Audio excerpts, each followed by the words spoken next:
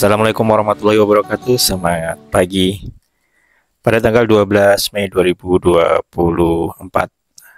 saya berkesempatan untuk berkunjung atau berziarah ke makam Presiden Republik Indonesia keempat, Kiai Haji Abdurrahman Wahid atau biasa disapa dengan Gus Dur.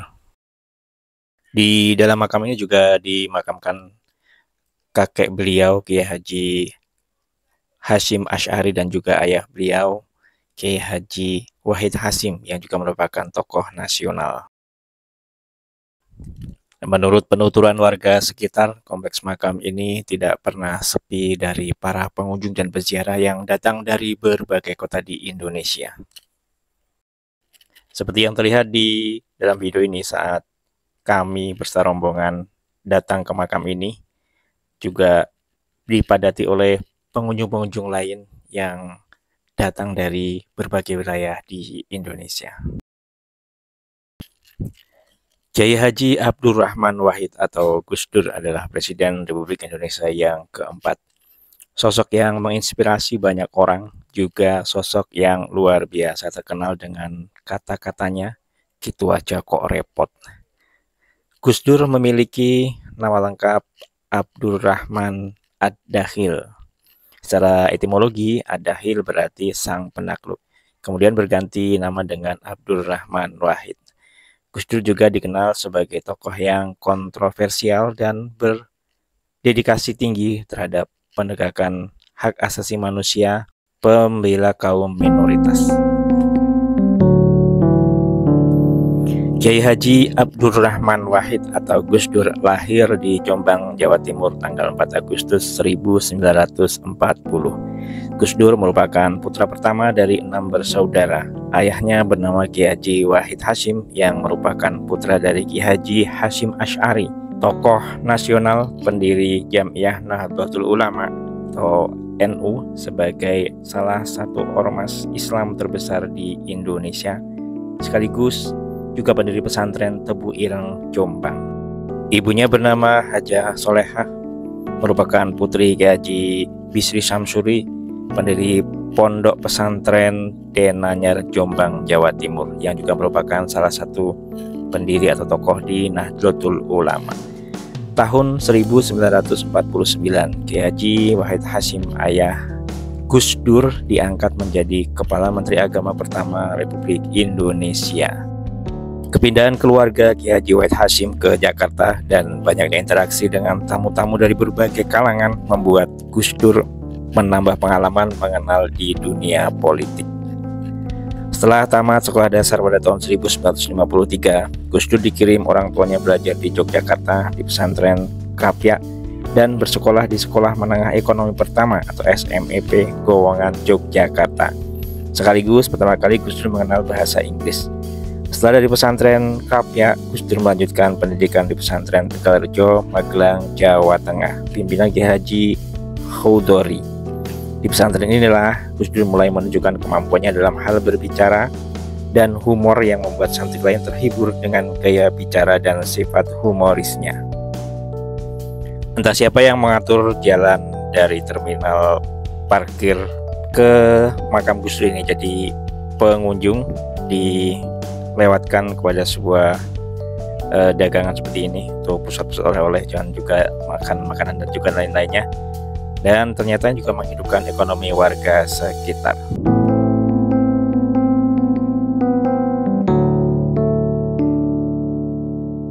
Kembali ke cerita tentang Kiai Haji Abdurrahman Wahid, ada sebuah cerita yang menarik dari sosok Gus Dur. Pada saat acara imtihan atau acara untuk menyambut kelulusan para santri yang telah selesai menempuh pendidikan, beliau membuat konsep yang agak berbeda dari acara-acara sebelumnya. Acara tersebut dibuat sedemikian rupa sehingga tidak kelihatan terlalu formal dan kaku.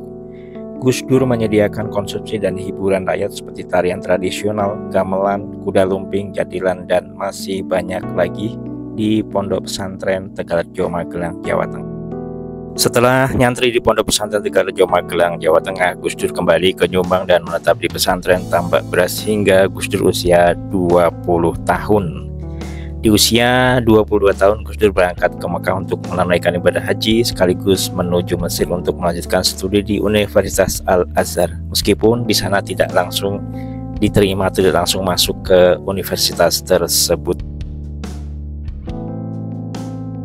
Gonjang-ganjing politik pada waktu itu tahun 1998 membuat Presiden Soeharto kala itu harus lengser dari kursinya sebagai Presiden RI. Nah, pada waktu itu banyak sekali partai politik baru terbentuk. Banyak orang dari komunitas Nahdlatul Ulama berharap Gus Dur membentuk partai politik. Gus Dur pun akhirnya membentuk Partai Kebangkitan Bangsa. Beliau menjabat sebagai Ketua Dewan Penasehat. Pada 7 Februari 1999, PKB secara resmi menyatakan Gus Dur sebagai kandidat pemilihan presiden. Pada 7 Oktober 1999, Gus Dur secara resmi dinyatakan sebagai calon presiden oleh Poros Tengah bersaing dengan Megawati. Kiai Haji Abdurrahman Wahid akhirnya terpilih sebagai Presiden Indonesia keempat. Sebagai Presiden Republik Indonesia, Gus Dur menjadi figur perekat berbagai komponen bangsa yang saat itu sedang terkoyak.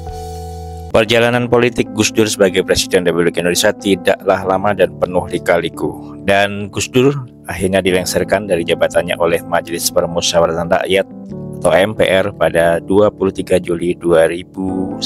Setelah menjabat sebagai Presiden Republik Indonesia selama 2 tahun.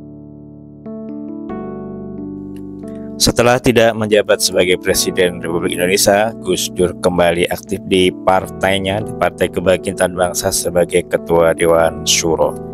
Kemudian di tanggal 30 Desember 2009, Kiai Haji Abdurrahman Wahid atau Gus Dur tutup usia pada pukul 18.45 di Rumah Sakit Cipto Mangunkusumo, Jakarta. Dan beliau dimakamkan di pemakaman keluarga Pondok Pesantren Tebu Ireng, Jombang, Jawa Timur, berdampingan dengan ayahanda beliau Kiai Haji Wahid Hasyim dan juga kakak beliau Kiai Haji Hasyim Asy'ari. Seperti inilah situasi setiap hari di makam atau di kompleks makam Pondok Pesantren Tebu Ireng, makam keluarga pendiri Pondok Pesantren Tebu Ireng, Jombang, Jawa Timur. Selalu ramai kunjungan warga masyarakat dari berbagai kota di Indonesia. Di lokasi makam juga terdapat beberapa kota infak yang informasinya kota-kota infak itu selalu banyak isinya dan dibagi-bagikan kepada fakir miskin, anak yatim, dan warga yang membutuhkan di sekitar Pondok Pesantren Tebu Ireng, Jombang, Jawa Timur. Intinya bermanfaat untuk warga masyarakat sekitarnya. Pemakaman keluarga di Pondok Pesantren Tebu Ireng, Jombang ini nampak tidak dibuat bangunan cungkup seperti makam-makam Jawa pada umumnya, makam-makam kuno Jawa. Makam ini dibiarkan terbuka, hanya diberikan atap dari pohon yang merambat atau pohon-pohon hijauan di atas makam beliau ini. Makam Kiai Haji Abdurrahman Wahid, makam Kiai Haji Wahid Hasyim, dan juga makam dari Kiai Haji Hasyim Asy'ari. Nah, ada juga sebuah bangunan unik yang berada di samping makam beliau ini. Ada sebuah sumur tua, bertuliskan sumur tua. Nah, ini di depan kita ini adalah sumur tua lengkap dengan timba dan kereannya. Di sumur ini mungkin sudah atau menjadi sumur pertama di pondok pesantren ini, kemungkinannya seperti itu. Pusat souvenir juga oleh-oleh serta kuliner bisa dengan mudah kita temui sepanjang jalan menuju kompleks makam Pondok Pesantren Tebu Ireng, Jawa Timur ini. Nah, Anda semua atau teman-teman semua bisa berbelanja, bisa berkuliner dan juga membeli pernak-pernik oleh-oleh khas Jawa Timur di sini. Tokoh Nahdlatul Ulama lain yang berada di tidak jauh dari makam Gus Dur ini adalah makam Kiai Haji Bisri Syamsuri di Denanyar, Jombang, Jawa Timur, yang juga merupakan pendiri dari Pondok Pesantren Denanyar, Jombang, Jawa Timur. Tokoh penting lain bagi Nahdlatul Ulama adalah Kiai Haji Wahab Hasbullah. Beliau merupakan pendiri juga Nahdlatul Ulama yang dimakamkan di Tambak Rejo, Kecamatan Jombang, Kabupaten Jombang, Jawa Timur. Dirangkum dari berbagai sumber untuk Simbo TV. Apabila dalam penyampaian biografi dan juga penyampaian nama-nama dalam tayangan ini banyak salah dan banyak kekurangan, mohon koreksi dan mohon dimaafkan. Semoga tayangan ini bermanfaat. Wassalamualaikum warahmatullahi wabarakatuh dan semangat pagi.